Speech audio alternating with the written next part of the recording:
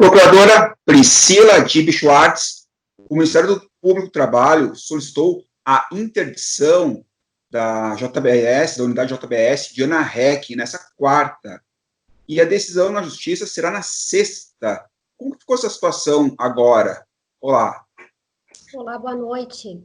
Então, o Ministério Público do Trabalho ajuizou uma ação civil pública pedindo o afastamento de todos os empregados e terceirizados, então de todos os trabalhadores da unidade, por 14 dias, e a partir do 10º dia de afastamento, realizar uma triagem nesses empregados, nesses trabalhadores, e submetê-los todos à testagem para a detecção da Covid-19.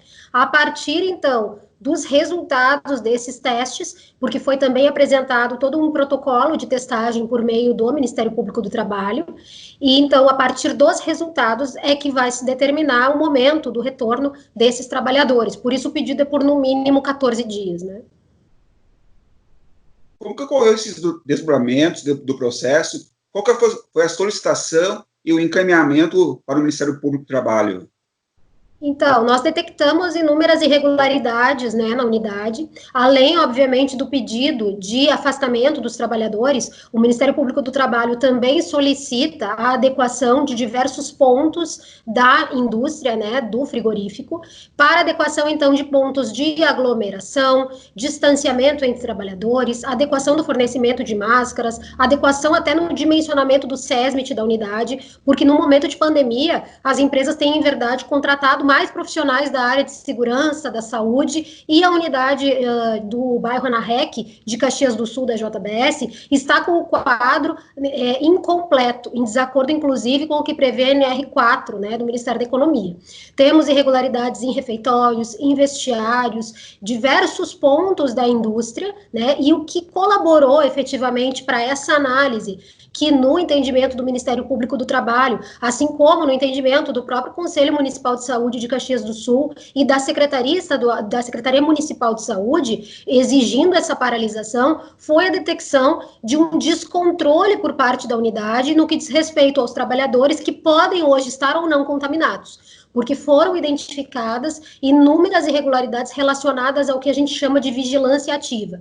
Então, um afastamento dos trabalhadores por um prazo menor do que o determinado e recomendado pela própria OMS, a não avaliação e identificação de contactantes com trabalhadores suspeitos e confirmados, trabalhadores, assim como suspeitos afastados por um período menor, sem avaliação, inclusive, do que gerou esse motivo do afastamento. Foram encontrados diversos atestados médicos sem indicação dos sintomas e mesmo do motivo pelo qual foram emitidos, sem identificação, sem uma pesquisa, né, um monitoramento por parte da empresa. Todos esses indícios, né, além de diversas outras irregularidades, que constam todas comprovadas na ação civil pública por meio de fotografias, de relatórios de fiscalização, foram, então, um embasamento desse pedido do Ministério Público do Trabalho. Essa interdição, ela pode se dar de qual modo? Total, geral, paralisação ou parcial em alguns setores? Então, o pedido do Ministério Público do Trabalho é de todos os trabalhadores da unidade, porque não é possível, pela sistemática que vinha sendo implantada na empresa, não é possível identificar em quais setores esses trabalhadores estão. Então, é necessário dar um passo de retorno, né, por parte da unidade para, de alguma forma, reduzir ou segurar esse crescimento exponencial de casos, e aí sim, a partir da retomada do controle da situação, voltar à produção normal. A ideia do Ministério Público do Trabalho, isso é importante de ser dito, não é paralisar empresas, não é impedir a produção, mas é sim garantir que a produção ocorra de forma segura. Não adianta deixarmos que esses casos se acumulem, né? Tem mais de 100 empregados hoje na unidade afastados por síndrome gripal, temos 21 confirmados, né, por teste confirmado de Covid-19, temos 2 trabalhadores hospitalizados hoje, então não adianta continuar uma produção desenfreada numa situação em um contexto de descontrole, porque daqui a pouco a própria unidade para por falta de trabalhadores. Então a ideia é trazer, né, retomar este controle por parte da unidade, garantir que esses trabalhadores desempenhem suas funções com segurança e aí retomar a produção normalmente no município. A fiscalização sobre o estabelecimento, quando que ela começou e as medidas recomendadas pelo Ministério Público do Trabalho estão sendo cumpridas? Não, elas não estão sendo cumpridas, tanto que motivaram o ajuizamento da ação civil pública, né? Se estivessem sendo cumpridas, o Ministério Público do Trabalho não pediria, em hipótese nenhuma, a interdição de uma unidade, se não tivesse um motivo muito relevante por trás deste requerimento, né?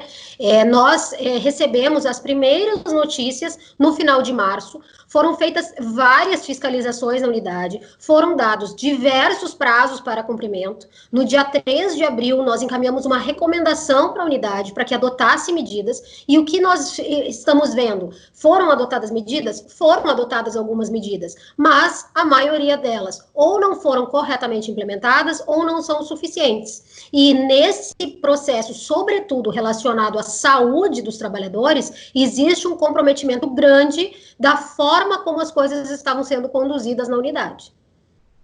Se a empresa voltar atrás e acertar esse termo de ajuste de conduta, o processo para? Como que funciona isso?